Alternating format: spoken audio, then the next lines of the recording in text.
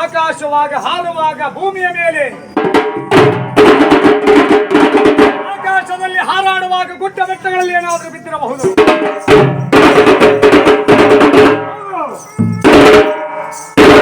ಗುಡ್ಡ ಬೆಟ್ಟಗಳನ್ನೇ ಕುಟ್ಟಿ ಬಿಡಿ ಮಾಡಬೇಕೆಂದು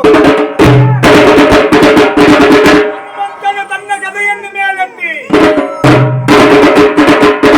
ಗುಡ್ಡ ಬೆಟ್ಟಗಳನ್ನೇ ಕುಟ್ಟಿ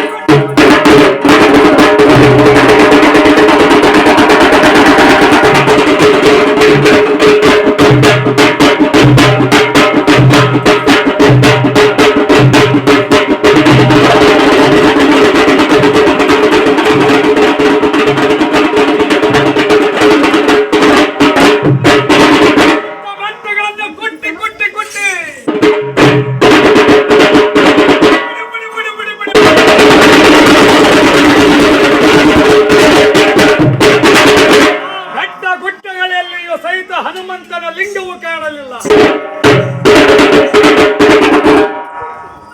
ಎಲ್ಲಿ ಹೋಯಿತು ನನ್ನ ಲಿಂಗ? ಬೆಳಗಿನ ಜಾವದಲ್ಲಿ ಸ್ನಾನವನ್ನು ಮಾಡುವಾಗ ಸಪ್ತ ಸಮುದ್ರದಲ್ಲಿ ಏನಾದರೂ ಬಿದ್ದಿರಬಹುದು. ಈಗಂದು ಹನುಮಂತನ ಸಪ್ತ ಸಾಗರವನ್ನೇ ಹಾರಿ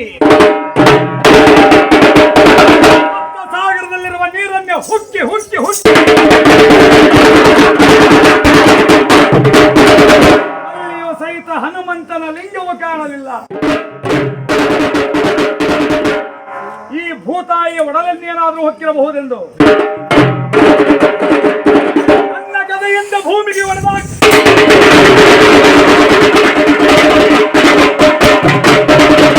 ಭೂಮಿಯನ್ನು ಇಬ್ಬಾಗವನ್ನಾಗಿ ನೋಡಲು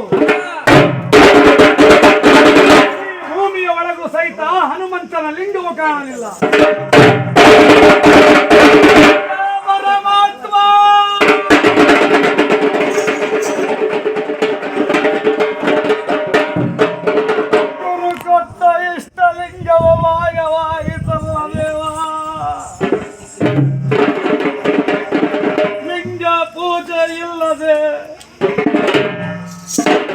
ನನ್ನ ಭೋಜನವಿಲ್ಲ,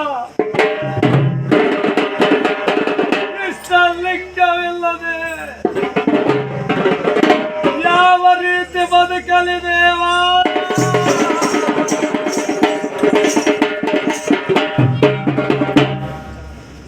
ನನಗೆ ಲಿಂಗವನ್ನು ಕೊಟ್ಟವರ್ಯಾರು? ನನಗೆ ಲಿಂಗವನ್ನು ಕೊಟ್ಟವರ್ಯಾರು?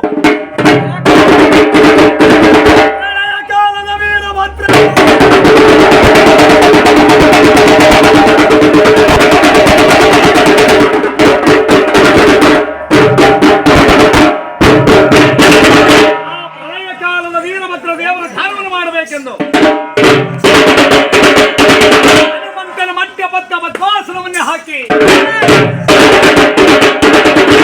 ಓಂ ವೀರಭದ್ರಾಯ ನಮಃ,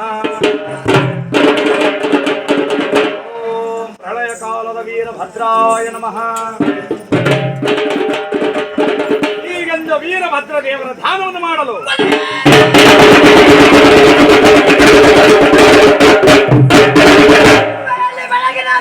ಸ್ನಾನವನ್ನು ಮಾಡುವಂತ ವೀರಭದ್ರನು ಹನುಮಂತ ತಪಸ್ಸನ್ನರಿತವನಾಗಿ ತಪಸ್ಸನ್ನು ಮಾಡುತ್ತಿರುವಲ್ಲ ಈ ವೀರ ಹನುಮಂತನೆಂದು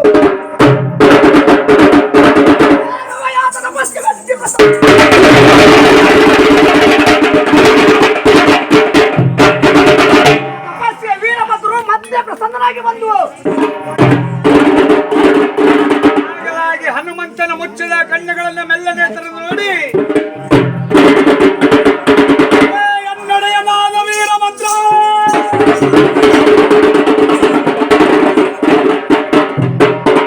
ನೀನು ಕರುಣಿಸಿದ ಇಷ್ಟಲಿಂಗವು ಮಾಯವಾಯಿತಯ್ಯ ದೇವಾ. ಇಷ್ಟಲಿಂಗವಿಲ್ಲದೆ ಈ ಜನ್ಮವು ಬದುಕಲಾರದ ದೇವಾ. ಲಿಂಗವನ್ನು ಹುಡುಕಿಸಿಕೊಡುವಂತವನಾಗ ದೇವಾ.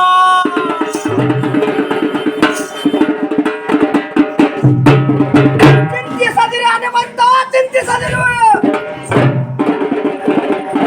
ನಾನು ಕೊಟ್ಟ ಆತ್ಮಲಿಂಗವು ಮಾಯವಾಗಿರುವುದೇ